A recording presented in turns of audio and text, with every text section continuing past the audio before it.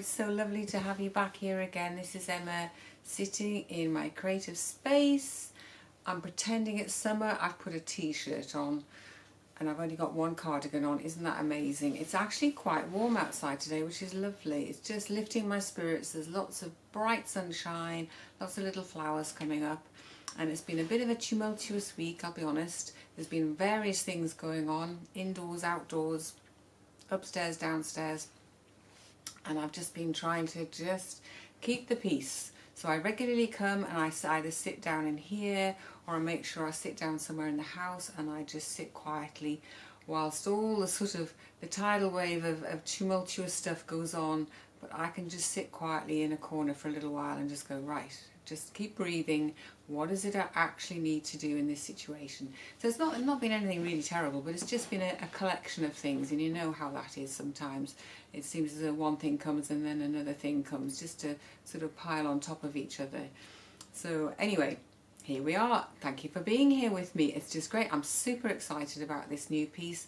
I don't know quite why. I don't know whether it's because I'm kind of going back to my roots. I kind of started off as a quilter, really. I suppose I discovered quilting when I first got married, and I knew nothing about anything. I knew nothing about textile art or free machining or anything, and I learned to do quilting very badly.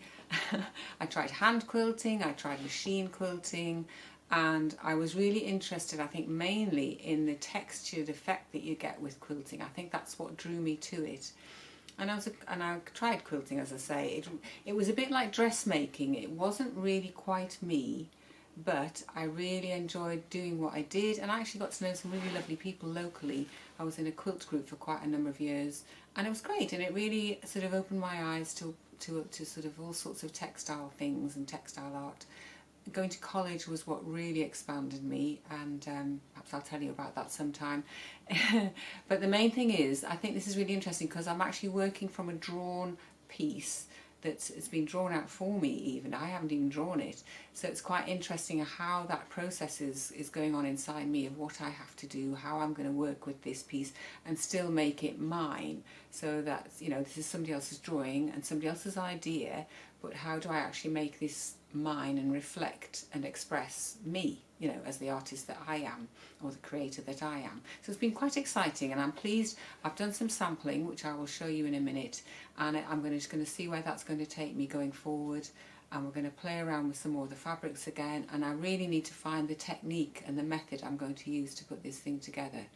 So I think it's interesting, isn't it? I've been given something to do that isn't quite me, but I'm actually trying to make it into me. I'm using it as a way to express myself. And as I say, it's almost taken me back to quilting ideas, where you use big pieces of fabric and it's the stitching that you put into it, rather than doing a lot of intricate work, as I have been doing recently, or a lot of very textured work that I've been doing recently. So I think it's going to be very interesting to see where this goes, and I can't wait to see how all our pieces together just kind of come together, if you see what I mean. You know, when we put them together as a whole piece, how amazing it's going to look, just to see everybody else's work together and make like a coherent whole piece. So anyway, I think we're just going to get on with it, because I am champing at the bit to do it.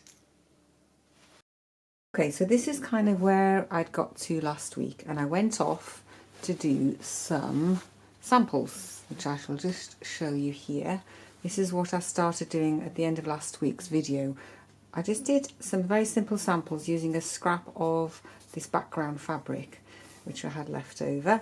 And I was just messing around with this very soft, nice coloured blue to put, the idea was to look at what it would be like to have different things going on in the background for this bit of the sky here, and to see what that would look like. And I decided that I didn't, even though I did this on some tearaway stabilizer, I decided these were very floppy, and this fabric's lovely, but a lot of it would be very sort of, I don't know, quite tricky to handle somehow with just doing free machine embroidery. I'm much more used to embellishing fabrics like this than just stitching them down, I will tell you. So the other thing I was thinking about was sort of a colour for down here. I feel as though what I really wanted to do was do a block of colour as a background down here, and a block of colour up there, quite simply, possibly some thicker fabric, and maybe put some wadding on it as well, because I feel as though this is very thin, this fabric, to actually do free machining into, as I said last week. So having done those samples, I then did some more samples, which I will show you here. So I found this fabric, which I thought I would use for this lower half, because it's quite a stony sort of colour, so it would do as a simple background, because really this area is all flagstones, I would say, on the harbour side. And so what I did was I did a simple one with that fabric, and I put some tearaway stabilizer on the back, and then it's just got this background fabric. So that's quite nice, but it's very flat. It'll be very flat, which is really, as you know, not my kind of bag really. I do like a bit of texture. So then I added a piece of my wadding that I use, which is the cotton curtain interlining that I like to use. You could use a thicker wadding if you wanted. And I did one side with just doing the wadding. So this bit is just wadding plus the background fabric. And then this end I did some tearaway stabilizer on as well, which I have to say, can you see the difference? You can see how this fabric is, it's allowing it to puff up, it's giving it a bit more sort of a 3D quality to it, if you like, a bit more realistic in some fashion.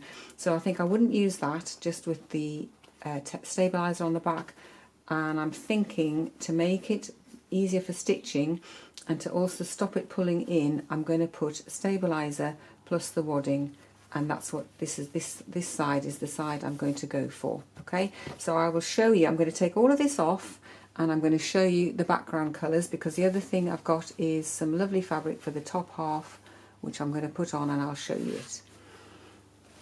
Okay, so the fabric I've chosen for the top half to make it look kind of sky coloured is this, and this is really hilarious. Talk about upcycling. This is one of my husband's oldest shirts. It's made of linen, and we bought it in a factory shop many years ago, and you can see it's actually, this is the back of it where it's split. It's got so fine, it's been so many times washed. And then I'm going to put this colour down here. As I say, I'm going to put the wadding on and the stitching, the tearaway stabilizer, and then we'll be able to put things back on, and we'll get a sense of, it just makes sense of it now. Instead of it all being that sort of creamy colour, we can start to see how it could be. So that's really very rough and very sort of not easy to see, but you can get the gist there. And that suddenly started to make me feel much happier, having those two simple backgrounds, and then I can do free machine embroidery onto them to create a sort of a sky effect. And I'm going to try and think of something else to go down in the foreground here, because I feel as though this is very important, this capstan, and because it's in the foreground, but there is going to be quite a lot of space going on down here, so that's something else to be thinking about. So I'm going to start getting these backgrounds down. I'm going to trace it up first so I know what I've got, because otherwise I'm going to lose my direction completely. And the other thing I'm going to think about also, actually, having done the sampling, I'm thinking that I really want my edges to be, I think I want to turn my edges in down the side like that, so they're quite neat.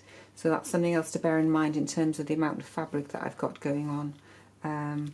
But this is, as I say, this is really back to my roots as a quilter, doing this kind of thing, putting the wadding on and doing the free machine embroidery. That's really back to quilting, and because this is where what I always liked was this kind of textural quality that you get with quilting. So let's get on, let's get some tracing done, and let's start getting these backgrounds cut and stitched. Okay, so what I'm using as tracing paper, because I haven't got anything big enough, is I've just got a piece of stabilizer fabric here, because it's kind of paper and it'll do the job, and I've cut it to roughly the right size, and I shall use that to trace the images through with a pencil. I think that's what I shall do. Okay, so this is quite easy to do really. I can see it nice and clearly.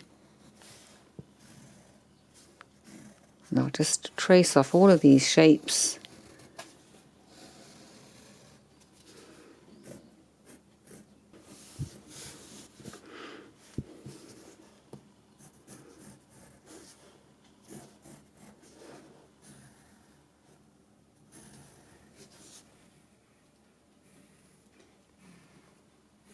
So this is a really nice, simple little job to do, and I'm going to keep this big piece of the stabilizer with the drawing on as my reference piece for positioning everything. And what I will use next is a little bit of tracing paper. I've got some small A4 tracing paper, and I will trace off the individual items again, and then I'll be able to use those for pattern pieces to guide my cutting of the fabrics.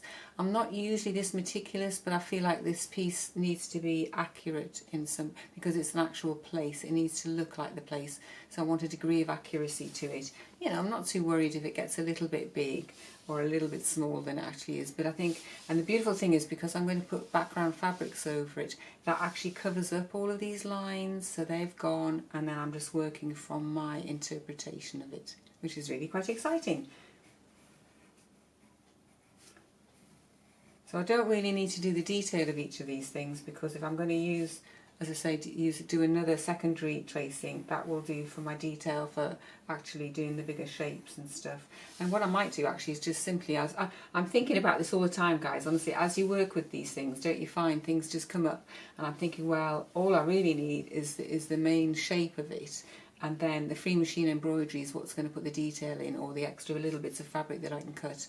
So as I say, I want it to be sort of like it, but not necessarily meticulously like it, I suppose. Keep it a bit loose.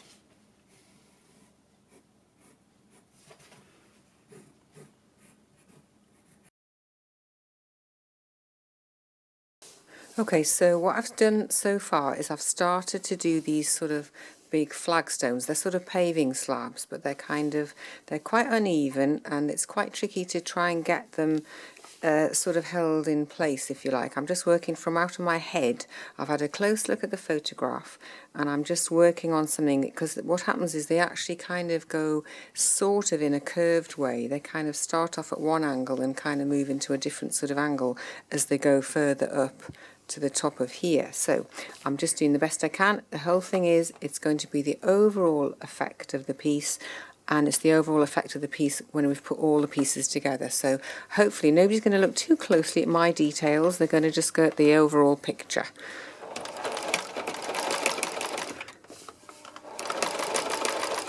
Let's get hold of this better. I probably need some of those special gloves that you get for pushing your fabrics through, but I will persevere. We will get there.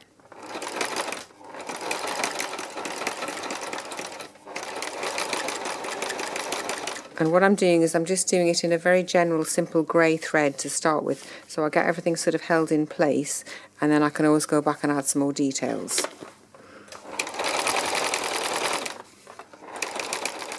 Okay, so this is where I've got to.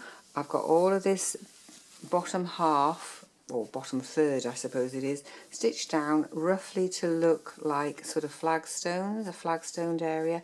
I've kept it very simple. I've used one colour thread, and I've just kind of done it as though I was drawing things. So it may be a bit wonky, but that's okay, because when you look at the flagstones, they are wonky. They're very old, and they're quite wonky. So, and I've just got these things on here just to show myself and you roughly where things are going. So I've got some blue in here now, and I've got some blue in there.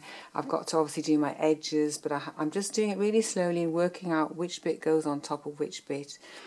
And I'm quite pleased with the progress so far. It's beginning to come together, and that's very exciting. A long way to go, quite a bit still to do. I've ironed the blue fabric for here, and that's going to have to be pieced together for the sky, and I'll probably add some other fabrics on top of it. So, but I'm really enjoying it. I'm really enjoying just piecing it together, working with each bit. I keep referring back to the photograph just so I get things in roughly the right place, and I've got my drawings and stuff to go from. So I hope you'll enjoy this process with me. It's, as I say, very different to what I've done recently. Oops. And I will see you again in my creative space next week, and we will see where we've got to with this.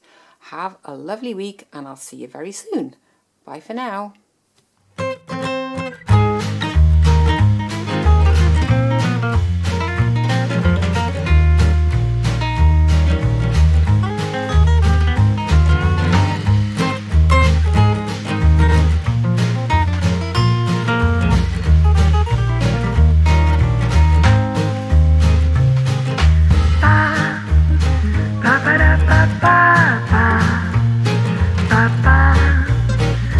ba ba ba